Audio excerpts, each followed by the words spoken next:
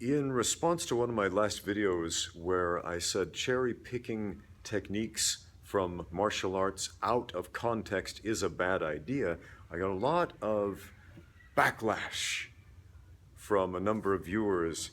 For example, a question from Eluge Time Reaver who says, if you think cherry-picked arts are terrible, do you hold that opinion of Jeet Kundo?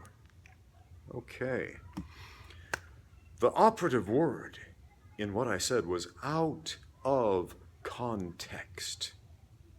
Out of context. You guys know what that means? Let's see here. If we are having a conversation and for whatever reason you want to make me look bad, you might fixate on something I said, pick part of the sentence that by itself sounds bad, but in the context of the rest of the sentence makes perfect sense and is completely benign. And then you might repeat that part of the sentence or publish it. Look, Ramsey said this thing. And I'll be like, hey man, that's out of context. To understand what I meant when I said that, you have to hear everything else that I said. And this happens all the time in politics, for example. Everybody wants to be the leader of whatever country or state or city that they live in, man. So they have these elections and they want to make the other candidate look bad sometimes. So they'll have their press, they'll PR firm quote them out of context and say, oh, look, candidate number 2 said this bad thing. And in reality, they really didn't. I mean, those specific words came out of their mouth, but in an entirely different context than the smear campaign. So what does this have to do with martial arts? Cherry-picking techniques out of context. All right, a great example of this is the Marie Claire self-defense video that I've critiqued a couple of times on this channel. It starts out with this wrist grab technique. Somebody grabs your wrist and then you're supposed to rotate your thumb up this way and do some neat little movement to break the thing. And it looks vaguely reminiscent of a certain Aikido move, but it's taken out of context. Because in the martial art of Aikido, in order to make such a move work, you need a certain dynamic of movement. And in the context in which that move was presented, it doesn't work because there is no dynamic of movement. And also, it doesn't work because it's misinterpreted. And that's a big problem. When we cherry pick techniques out of context, we tend to misinterpret them, meaning we do them wrong. So what's the deal with Jeet Kundo? Jeet Kundo, Bruce Lee's philosophy of take what is useful and discard what is not. Bruce Lee was a product of his time. And what was available at his time? Well, there was boxing, there was judo, there was wrestling. Those were the real combat sports that people watched and people did. There was kickboxing or full contact karate at the time. Wait, was there? Huh, I'm gonna have to go back and look. Chuck Norris was competing, he was the world champion in karate, but I don't know if it was full contact or, I'm gonna have to look that up when I get home. So somebody in the comments correct me on that.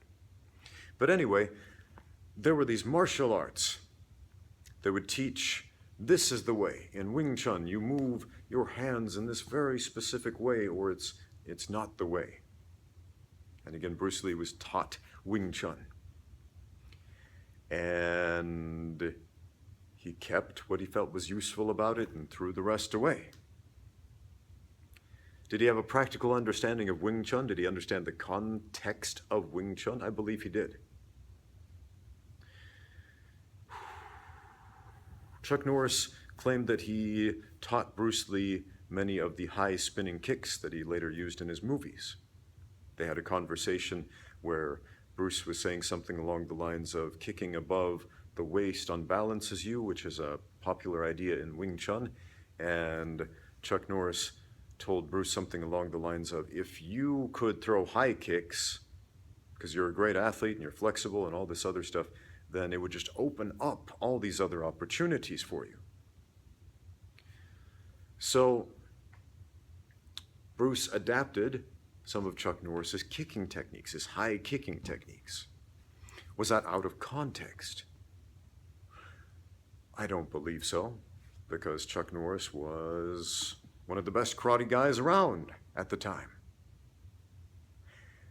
And him personally teaching this man how to do these techniques, is that out of context? No. What is out of context?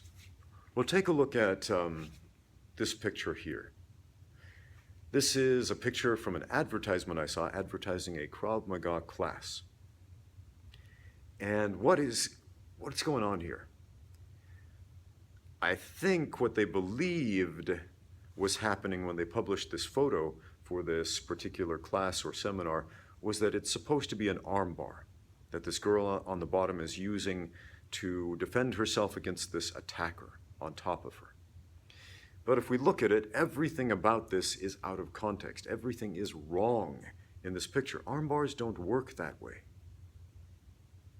If the man on top, even with zero knowledge of jiu-jitsu, zero experience with armbars, simply offered mild resistance, everything about this armbar attempt gets shut down and the girl gets squished on the bottom in side control with simple pressure. Simple, mild resistance, something you don't even have to train for. That's out of context.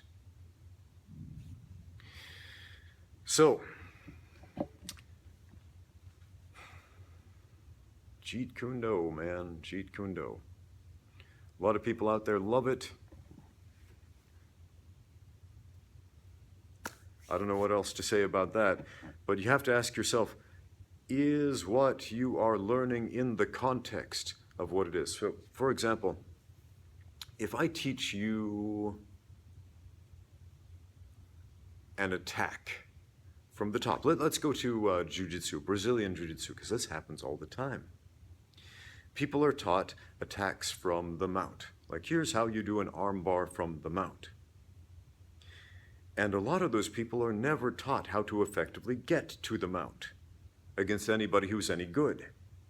And so they end up just pulling guard and fighting from the bottom. Now, they might know on a cerebral level how to do that armbar correctly and perfectly from the top if they could just get to that position. But they can't, and they won't, because they were taught the technique out of context. But let's look at Bruce Lee and Chuck Norris and those high kicks that Chuck taught to Bruce. Bruce Lee already knew about striking. He already knew balance. He was already athletic. He was already flexible. He already had all these attributes that allowed him to be a good high kicker. And so when Chuck taught him these techniques, he was good at it because there was context, there was groundwork. But going back to the jiu-jitsu example, again, if you have no clue how to get to the top and no ability to get to the top into that mount position, why am I teaching you attacks from the mount? When what I really need to do is teach you the groundwork, how to improve your position so you can actually get there and stay there and stabilize there without getting bucked or rolled off. Context, my friends, is super important. Thank you for the question.